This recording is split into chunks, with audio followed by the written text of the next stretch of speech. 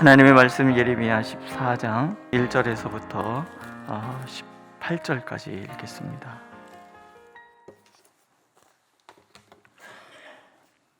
예레미야 14장 1절에서부터 18절 함께 읽겠습니다. 1절. 가뭄에 대하여 예레미야에게 임한 여호와의 말씀이라. 유다가 슬퍼하며 성문의 무리가 피곤하여 땅 위에서 애통하니 예루살렘의 부르짖음이 위로 오르도다. 귀인들은 자기 사환들을 보내어 물을 얻으려 하였으나 그들이 우문에 갔어도 물을 얻지 못하여 빈 그릇으로 돌아오니 부끄럽고 근심하여 그들의 머리를 가리며 땅에 비가 없어 지면이 갈라지니 밭 가는 자가 부끄러워서 그의 머리를 가리는도다. 들의 암사슴은 새끼를 낳아도 풀이 없으므로 내버리며 들나귀들은 벗은 산 위에 서서 승냥이같이 헐떡이며 풀이 없으므로 눈이 흐려지는도다. 여호와여, 우리의 죄악이 우리에게 대하여 증언할지라도 주는 주의 이름을 위하여 일하소서. 우리의 타락함이 많으니이다. 우리가 주께 범죄하였나이다. 이스라엘의 소망이시여, 고난당한 때 구원자시여, 어찌하여 이 땅에서 거류하는 자같이 하룻밤을 유숙하는 나그네같이 하시나이까? 어찌하여 놀란 자 같으시며 구원하지 못하는 용사 같으시니까? 여호와여, 주는 그래도 우리 가운데 계시고 우리는 주의 이름으로 일컬음을 받는 자이오니 우리를 버리지 마옵소서. 여호와께서 이 백성에 대하여 이와 같이 말씀하시되 그들이 어그러진 길을 사랑하여 그들의 발을 멈추지 아니하므로 여호와께서 그들을 받지 아니하고 이제 그들의 죄를 기억하시고 그 죄를 벌하시리라 하시고, 여호와께서 또 내게 이르시되 너는 이 백성을 위하여 복을 구하지 말라. 그들이 금식할지라도 내가 그 부르짖음을 듣지 아니하겠고 번제와 소제를 드릴지라도 내가 그것을 받지 아니할 뿐 아니라 칼과 기근과 전염병으로 내가 그들을 멸하리라. 이에 내가 말하되 슬프도소이다. 주 여호와여, 보시옵소서. 선지자들이 그들에게 이르기를 너희가 칼을 보지 아니하겠고 기근은 너에게 이르지 아니할 것이라. 내가 이곳에서 너에게 확실한 평강을 주리라 하나이다. 여호와께서 내게 이르시되 선지자들이 내 이름으로 거짓 예언을 하도다. 나는 그들을 보내지 아니하였고 그들에게 명령하거나 이르지 아니하였거늘 그들이 거짓 계시와 점술과 헛된 것과 자기 마음의 거짓으로 너에게 예언하는도다. 그러므로 내가 보내지 아니하였어도 내 이름으로 예언하여 이르기를 칼과 기근이 이 땅에 이르지 아니하리라 하는 선지자들에 대하여 여호와께서 이와 같이 말씀하셨노라. 그 선지자들은 칼과 기근에 멸망할 것이요 그들의 예언을 받은 백성은 기근과 칼로 말미암아 예루살렘 거리에 던짐을 당할 것인즉 그들을 장사할 자가 없을 것이요 그들의 아내와 아들과 딸이 그렇게 되리니 이는 내가 그들의 악을 그 위에 부음이니라. 너는 이 말로 그들에게 이르라. 내 눈이 밤낮으로 그치지 아니하고 눈물을 흘리리니 이는 처녀딸 내 백성이 큰 파멸 중한 상처로 말미암아 망함이라. 내가 들에 나간즉 칼에 죽을 것이요 내가 성읍에 들어간즉 기근으로 병든 자며 선지자나 제사장이나 알지 못하는 땅으로 두루 다니도다. 아멘. 우리가 신앙생활을 잘한다는 것은 계속 반복해서 말씀드리지만 하나님의 마음을 이해하는 신앙이 되는 거예요.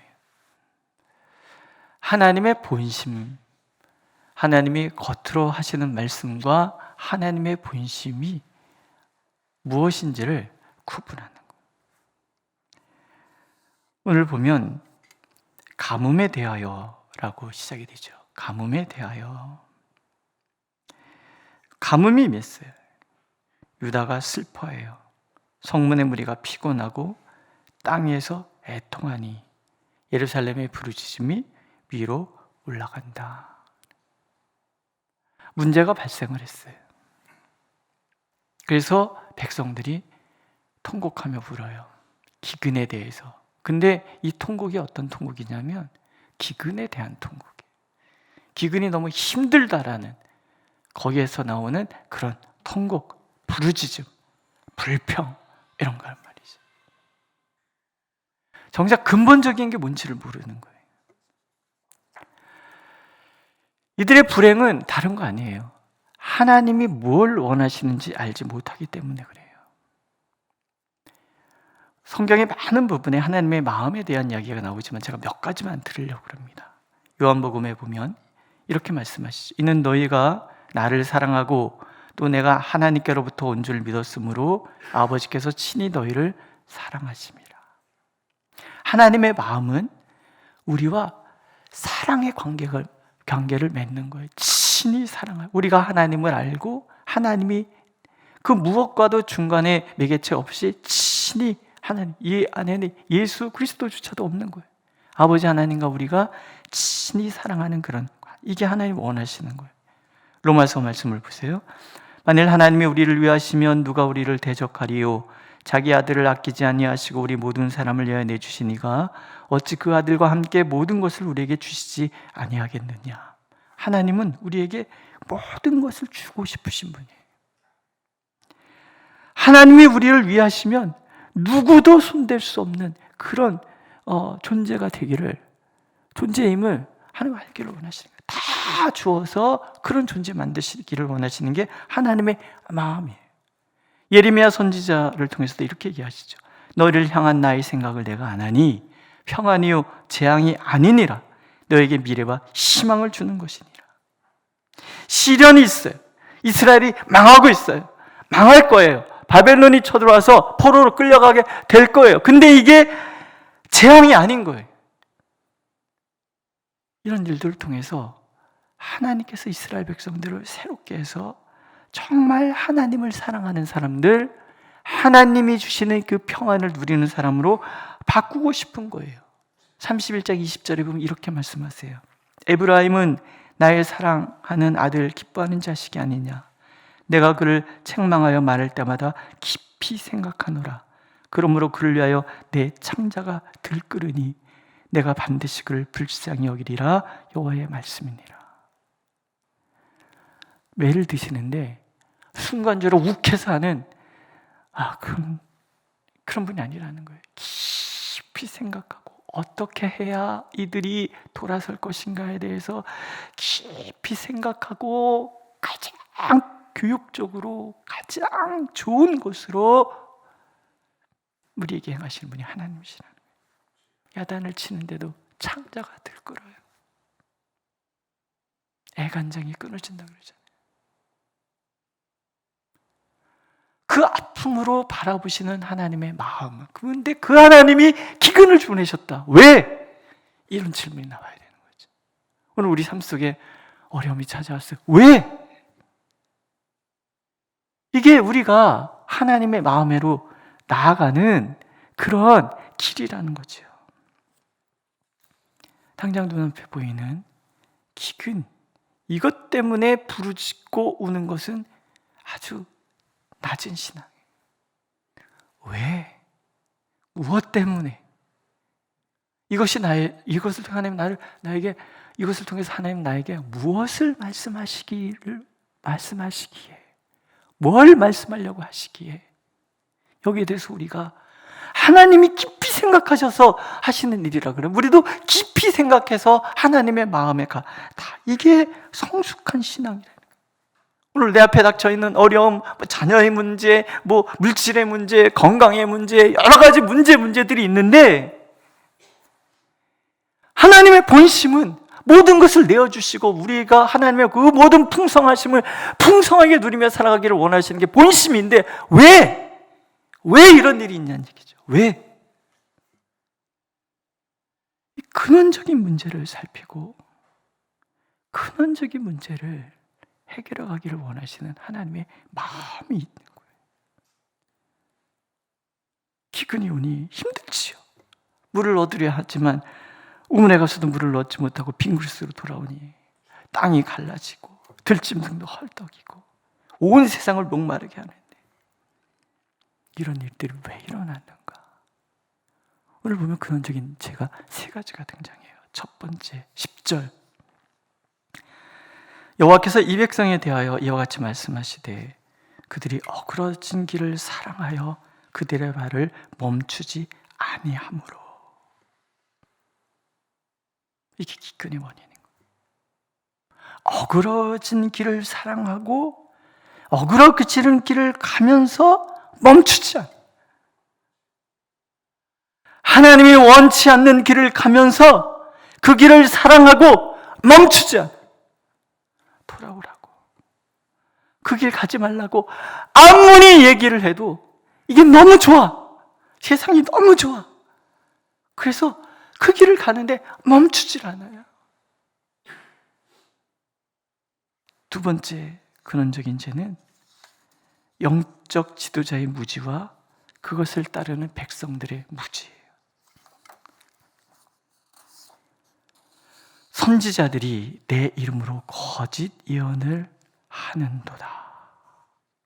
14절 말씀이에요.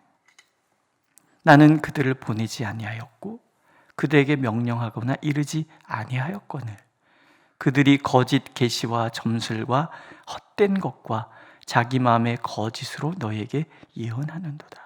그럼 도대체 그들이 뭐라고 예언했냐면요, 칼과 기근이 이 땅에 이르지 아니하리라 얘기를 하는 거예요. 지금 어그러진 길을 사랑해서 멈추지 않고 범죄를 일삼며 살아가는 백성들을 향해서 니들은 하나님의 백성이기 때문에 하나님이 너희들 심판하지 않아 이러고 얘기하고 있다라는. 근데 그걸 백성들이 좋아해요.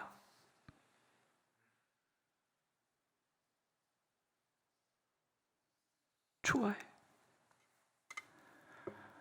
사람들이 듣기 좋은 소리만 들으려고 하는 것이 근원적인 두 번째 죄인 거예요. 디모데서에 보면 말세에는 사람들이 듣고 싶은 얘기만 듣는다고 그러잖아요. 듣고 싶은 얘기만 들으려고 하는 사람들, 듣고 싶은 것만 전하려고 하는 선지자들, 이 두 가지 둘이 만나서 왜곡이 일어나고 어그러지는 길을 사랑하게 하고, 그리고 하나님이 부르심에도 듣지도 않고 범죄 길로 정신없이 나가더라는 거예요. 말씀을 듣다가 보면요, 꼭 저 목사가 나 치는 것 같다라고 생각이 들 때가 있지 않으십니까? 없으시면 여러분들은 복 받으신 분들이에요. 이게 마음이 뒤틀리면 목사가 꼭 나한테 얘기하는 것 같아. 아유, 우리 목사님은 사람을 자꾸 쳐 이런단 말이죠. 근데 불특정 다수를 향해서 1대1로 하는 것도 아니고 어떻게 내가 그분의 마음을 속속들이 알아서 그분을 치겠습니까? 내 마음이 문제. 그럴 때 뭐라고 얘기해야지 건강한 거냐면, 저거 내 말이야. 하나님께서 나를 부르시는 소리였어. 오늘 하나님께서 목사님을 통해서 나를 치시는구나. 이래야지 건강한 거예요. 위로의 이야기, 듣기 좋은 얘기, 오늘 하나님이 나를 얼마나 위로하시니, 이것만 좋아하다가 보면, 단 거 좋아하다 보면 이빨 썩어요. 몸에 병이 들잖아요. 옛 성인들도 왕들에게 그런 얘기 하잖아요. 듣기 좋은 얘기를 하는 사람만 옆에 두면 간신히 넘쳐나고 결과 나라가 망할 것입니다. 그래서 듣기 좋은 소리 하지 않는 신하가 반드시 옆에 있어야 된다는 거죠. 그래서 어떤 왕은 늘 바른 소리만 하면 막 싸우고 막 저 죽이라고 당장, 그러면서도 그 사람 이야기를 또 듣고 끝에서 내가 독선에 빠지지 않도록 다른 관점이 있다는 것을 알도록 그렇게 자신을 쳐서 복종시켰다고 그러죠. 하물며 하나님의 사람 된 우리는 어그러진 길을 갈 때 어그러진 길을 간다고 얘기해주는 선지자가 필요한 거예요. 돌아서지 않는 나를 보면서 안타깝게 분노하는 아버지가 필요한 거예요. 그렇죠? 하나님의 소리가 들릴 때 그 소리를 들을 줄 아는 마음.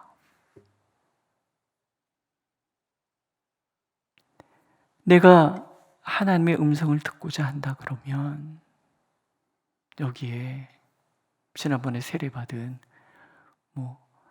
연우라는 아이가 있었잖아요. 연우하고 하윤이. 제가 물어봤어요. 누가 먼저야? 했더니 하윤이가 그래도 연우가 3분 오빠예요. 그냥 그런가 보다 하지만은 좀 안 좋은가 봐. 우리 권사님네 손주들도 그런데 그 남자애가 첫째고 여자애가 둘째인데 남자애가 이렇게 물 정리하면 와서 쓱 그렇지 한데 그게 있는 거죠. 근데 그런 아이가 강단에 서서 말씀을 전해도 하나님의 음성을 듣고자 하는 사람은 들을 수 있다라는 거. 믿으십니까? 우리는 다 하나님 앞에서 주여 말씀하옵소서 제가 듣겠나이다. 이게 근원적인 죄를 벗어나는 방법이라는 거예요. 근데 이스라엘 백성들이 다 어그러진 길을 가면서 듣기 좋은 소리만 들으려고 하니까 거짓 선지자들이 양산이 되고 거짓 선지자들은 거짓말만 계속하니까 나라는 자꾸 망해가고 결국은 기근, 심판, 멸망에 이르는 거예요. 선지자에게 하나님이 하소연을 하고 계시는 거예요. 지금 이 민족의 교회가 혼란스럽고 사람들이 교회를 외면하고 어떤 분은 택시 탔더니 교회 다니시냐고 물어봤더니 목사 욕을 한참 하더래요. 목사 욕을. 그래서 이 한국 교회에서 목사만 다 사라지면 교회가 좋아지지 않을까? 그런 생각 저는 가끔 합니다.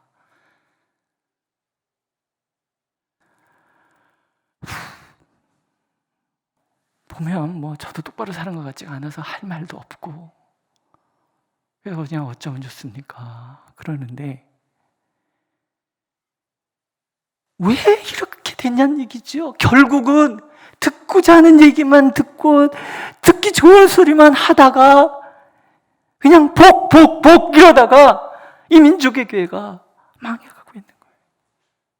정의가 무엇인지, 하나님의 공의가 무엇인지, 무엇이 하나님의 백성의 모습인지 전혀 관심 두지 않고 그저 이기적인 복 그러다가 살아계신 하나님을 우상으로 만들고 욕망의 화신으로 만들고 하나님을 협박해서 누구는 어떤 목사는 그랬대잖아요.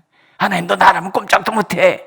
이런 말도 안 되는 얘기가 좋다고 박수치고 있는 그런 현상들을 바라보면서 여러분들은 어떤 생각 드십니까?